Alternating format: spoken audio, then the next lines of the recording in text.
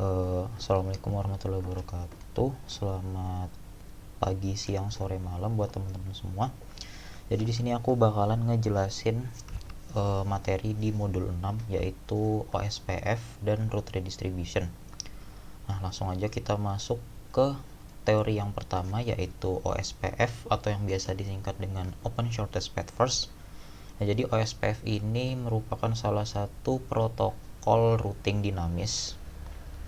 Ya, jadi kan kemarin atau di pertemuan sebelumnya kan kita udah belajar tentang salah satu protokol routing dinamis yaitu RIP v2 dan routing static. Nah, di pertemuan kali ini kita bakalan belajar tentang protokol routing OSPF. Tuh.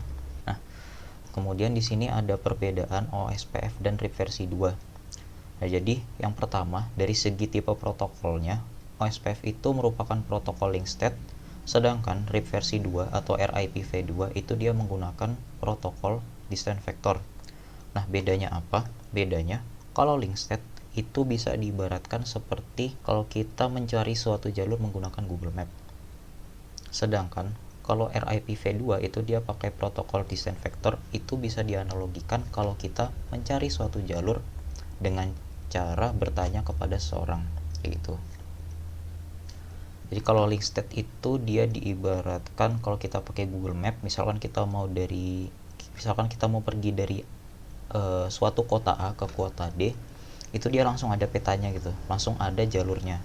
Sedangkan kalau distance vector, kalau kita mau pergi dari kota A ke kota D, kita harus tanya-tanya tetangga kita dulu atau tanya-tanya orang-orang yang ada di kota B. Misalkan kita dari A mau ke D, kita tanya dulu yang di kota B, kota D itu arah mana ya. Nah, diarahin ke kota C, kemudian di kota C kita tanya lagi kota D itu arah mana, barulah kita sampai di kota D, kira-kira seperti itu. Nah, dari analoginya aja itu udah itu udah kelihatan jelas kalau link state ini dia lebih efisien, sedangkan kalau distance vector itu dia lebih tidak efisien ya. Jadi link state ini dia lebih cocok untuk jaringan yang kompleks, atau bisa dibilang dia lebih cocok untuk suatu jaringan yang besar. Sedangkan kalau protokol distance vector itu dia lebih cocok untuk jaringan yang lebih sederhana. Kira-kira seperti itu. Nah, di sini juga ada tulisannya, kompleksitas konfigurasi dia lebih kompleks, sedangkan RIPv2 itu kompleksitas konfigurasinya lebih sederhana. Kemudian OSPF itu dia pakai routing algoritmanya shortest path first atau SPF, sedangkan kalau RIPv2 dia pakai algoritmanya itu yang namanya Bellman-Ford. Kemudian dari sisi skalabilitas, OSPF itu dia bisa mencakup sampai 1024 router, sedangkan kalau RIP versi 2 dia cuma 128 router. Kemudian dari sisi konvergensi, OSPF itu lebih cepat ya, karena seperti yang udah dijelasin tadi, kalau kita pakai OSPF itu diibaratkan kayak kita pakai Google Map, sedangkan kalau RIPv2 itu diibaratkan kalau kita mau pergi ke suatu tempat itu kita harus tanya-tanya dulu ke orang-orang setempat gitu, atau ke warlock gitu. Jadi dia lebih lambat karena update-nya berulang-ulang. Kira-kira seperti itu. Nah, mungkin itu aja buat dasar teori dari OSPF. Kita langsung praktek aja ya teman-teman. Yang pertama kita buka dulu Cisco packet tracernya. Nah, jadi di sini kita bakalan praktek tentang routing OSPF. Untuk topologinya sendiri kira-kira kayak gini. Jadi dia ada 4 router yang terdiri dari router A, router B, router C, dan router D. Nah, antara router A dan router B itu ada area 1 namanya. Kemudian antara router B dan router C itu ada area 0 atau yang biasa disebut dengan backbone. Dan yang terakhir, antara router C dan router D itu ada area yang disebut dengan area 2. Nah, kemudian di router A itu juga ada jaringan yang terhubung ke perangkat klien atau terhubung ke PC. Dalam hal ini jaringannya yaitu 192.168.1.0/24, sedangkan di router D juga ada sebuah jaringan yang terhubung dari router ke PC menggunakan jaringan 192.168.2.0/24. Nah, pada studi kasus kali ini PC 1 atau PC yang berada di router A ini itu akan menghubungkan atau akan mengirimkan suatu paket ke salah satu perangkat yang ada di router D ini, baik laptop 1 maupun laptop 2. Oke, mungkin langsung aja. Di sini yang pertama-tama harus dilakuin yaitu yang pertama kita perlu mengisikan alamat IP atau mengkonfigurasi alamat IP dari sisi kliennya, yaitu dari PC 1, PC 2, laptop 1, laptop 2. Nah, mungkin langsung aja. Buat PC 1 di sini aku pakai statik aja biar gampang. Karena dia NA-nya 192.168.1.0/24, berarti di sini buat PC 1 kita kasih IP yang satu jaringan dengan si 1.0, yaitu misalkan 1.2. Kemudian subnet masknya karena /24, berarti di sini aku bakalan pakai subnet mask 255.255.255.0. Kemudian buat default gateway-nya ini kita belum ngisi, belum kita kasih, tapi di sini aku bakalan ngasih 192.168.1.1 buat IP routernya.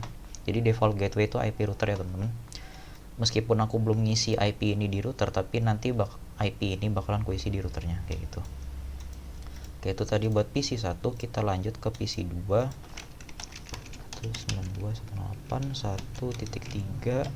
Kemudian buat default gateway-nya itu 1.1. Nah, ini buat jaringan yang 192.168.1.0, jaringan yang ini.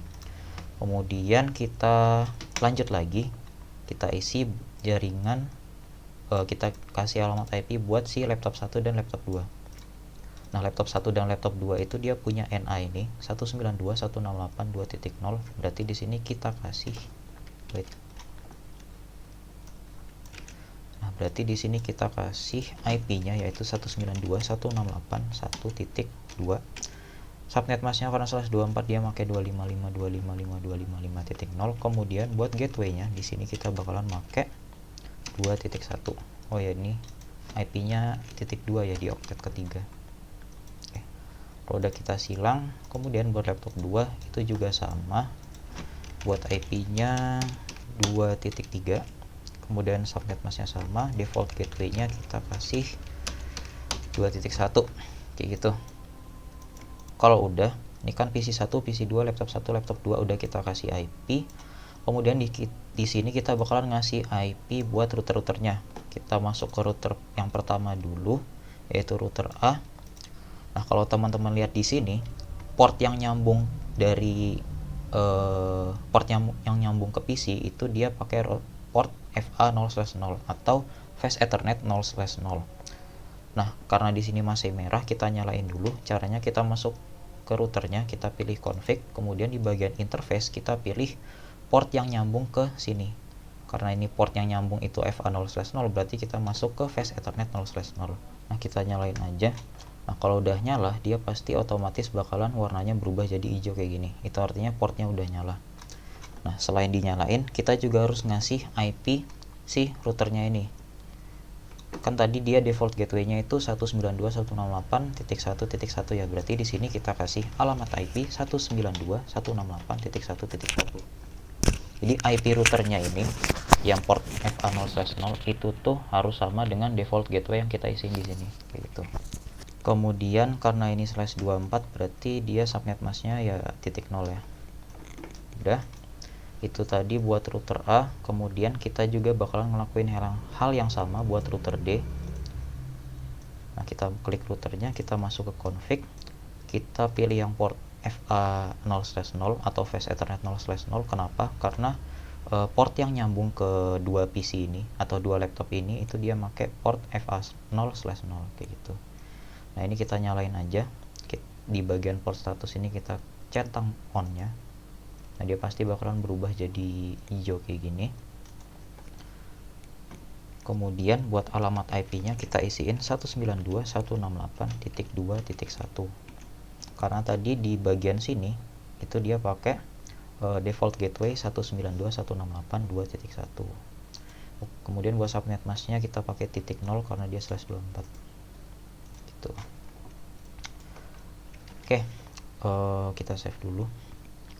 Nah, kalau udah di sini kita balik lagi ke router A, kita juga bakalan ngasih alamat IP buat si port yang terhubung ke kabel serialnya ini. Kita bakalan ngasih alamat IP ke sini ini sama ini. Nah, caranya gimana? Mulai dari router A, kita masuk ke konfigurasi routernya, kita pilih config, kemudian kita pilih yang serial 2/0 ini, karena dia nyambung ke port SE2/0 atau serial 2/0, kita nyalain, kita pencet on. Nah, ini kenapa nggak hijau? Karena di bagian sini, di sisi router sini, sisi router yang B itu belum kita nyalain. Jadi supaya hijau, antara ini sama ini tuh harus sama-sama nyala. Nah, kita baru nyalain yang ini, yang router A. Tapi nggak apa, nanti kita bakalan nyalain buat yang router B. Oke. Setelah dinyalain, kita kasih alamat IP. Kalau teman-teman lihat di sini, dia punya NA 10.10.10.0/30. Berarti di sini alamat IP-nya itu 10.10.10.1. Nah, karena karena dia /30, berarti subnet masknya kita isi 255.255.255.252. Oke, kita silang. Kemudian kita masuk ke router B, kita pilih config, kita pilih serial 2/0 atau SE2/0, kita pilih port satunya, kita centang yang on. Nah, maka dia udah berubah jadi hijau karena dua-duanya udah nyala. Nah, di serial 2/0 ini kita bakalan ngasih IP juga. Jadi kita ngasih alamat IP yang ini ya teman-teman, yang ini. Nah, kita kasih alamat IP 10.10.10.2. Kemudian buat subnet masknya, karena dia /30, kita kasih subnet mask 255.255.252. Kita silang, jangan disilang nih. Nah, ini kita udah ngasih alamat IP yang ini. Sekarang kita bakalan ngasih alamat IP yang ini. Jadi kan router B itu dia ada yang portnya masuk ke area 1 dan portnya lagi sebagian masuk ke area 0.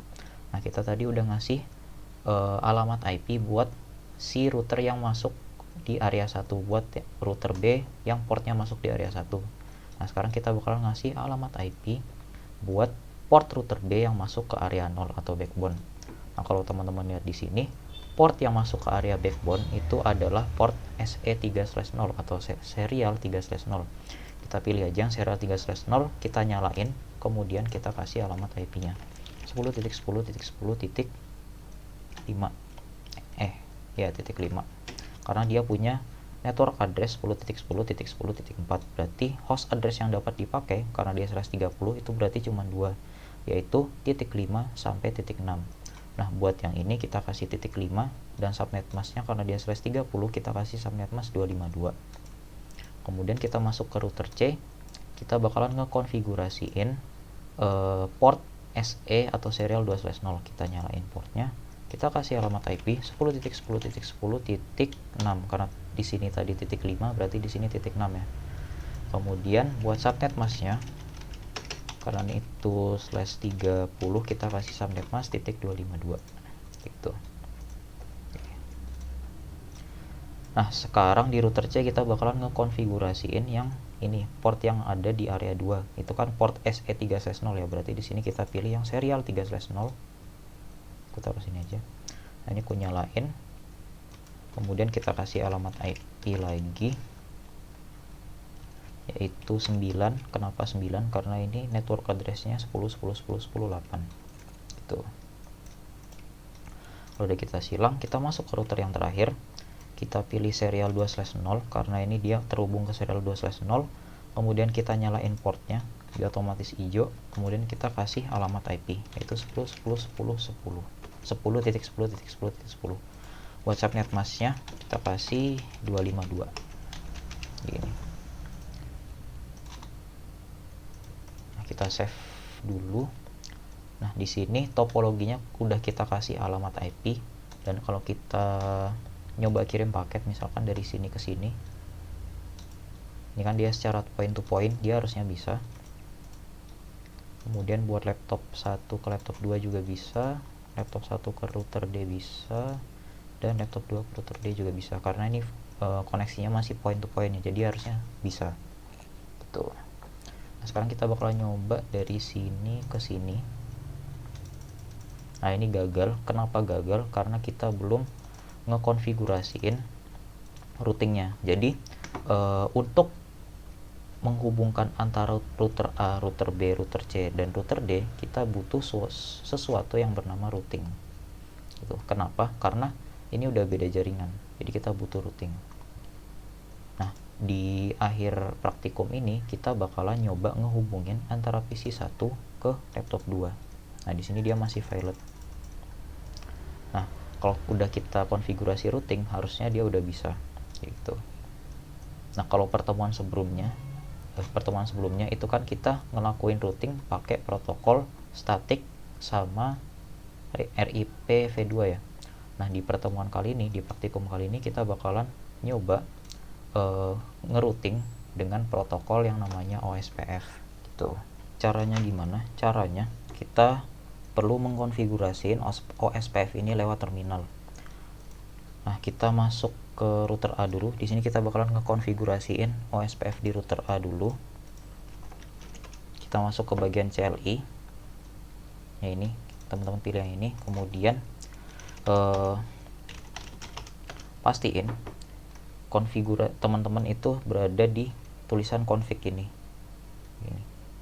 Kalau misalkan tadi teman-teman masih ada tulisan config strip if ini, teman-teman bisa ketik exit atau X, bisa disingkat juga begini, sampai si konfigurasinya itu berada di tulisan config ini.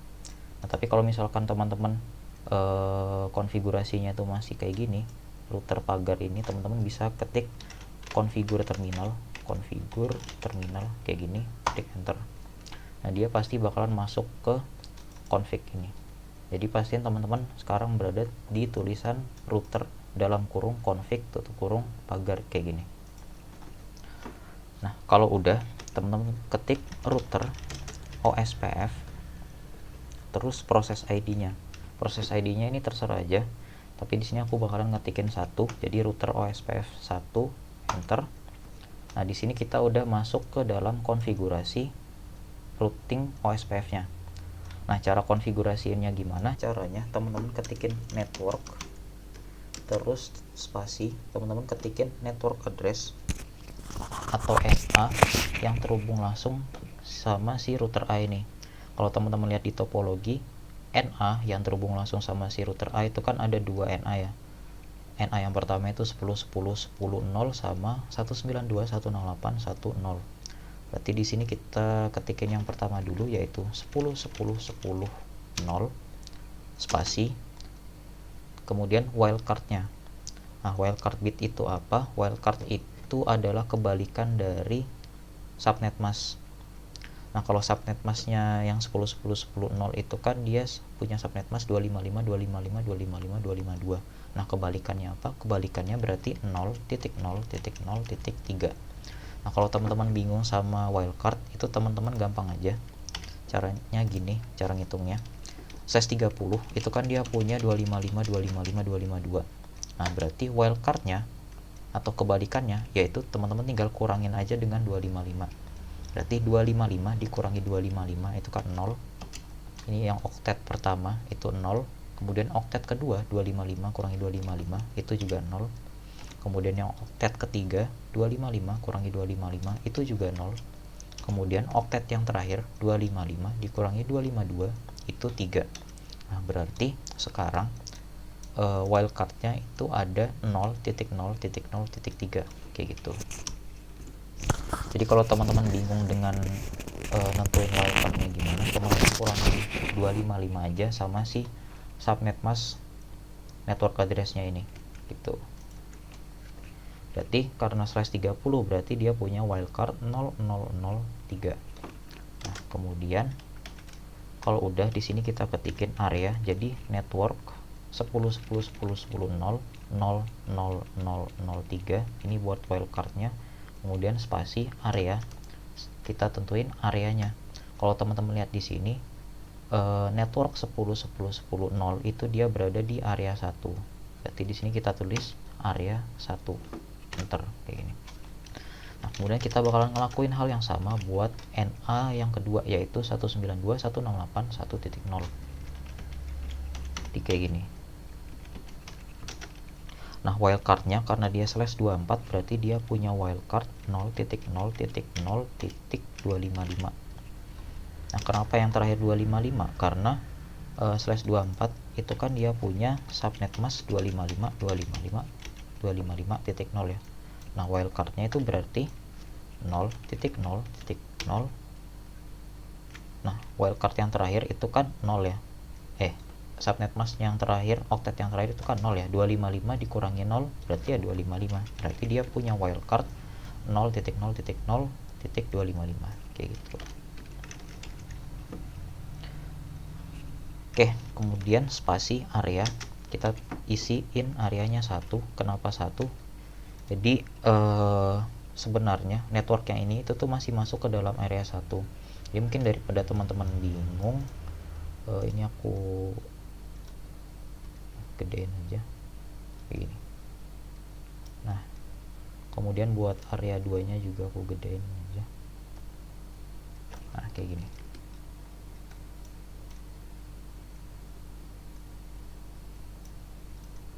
Jadi jaringan ini sama ini itu masuk ke area 1, sedangkan jaringan ini itu masuk ke area 0 atau backbone, dan yang terakhir jaringan ini sama jaringan ini itu masuk ke area 2 kayak gitu.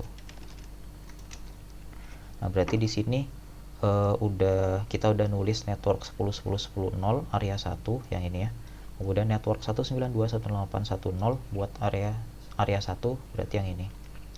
Nah mungkin itu buat router A. Kita lanjut lagi ke router B, kita bakalan ngelakuin hal yang sama juga. Jadi yang pertama pastiin teman-teman itu berada di sini, router dalam kurung config pagar, terus kita ketik router OSPF 1. Ini mungkin aku gedein aja, CLI.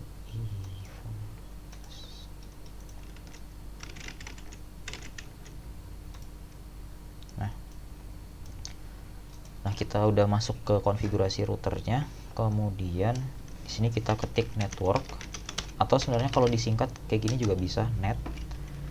Nah di router B ini dia ada ada 2 jaringan yang terhubung langsung ya. Yang pertama jaringan ini, yang kedua jaringan ini.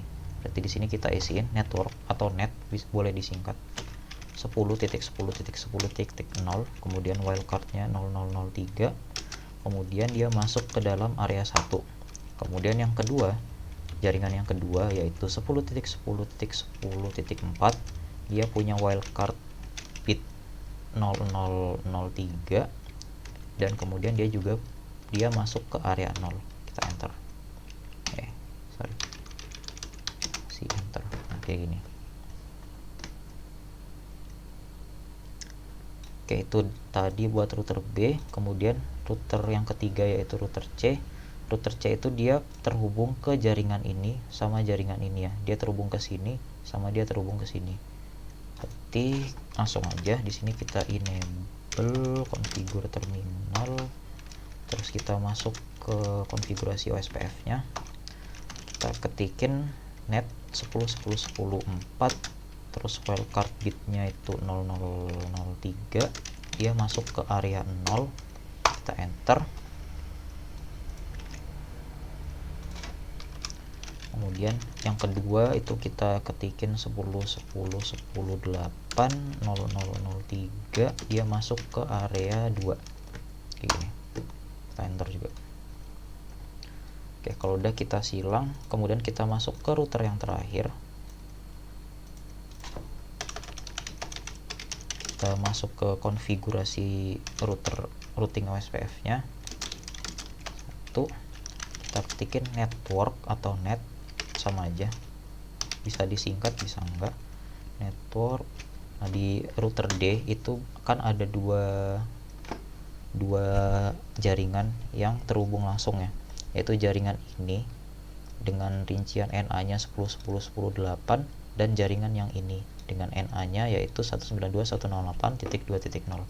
Berarti di sini kita isiin 10.10.10.8 buat wildcard bitnya 0003.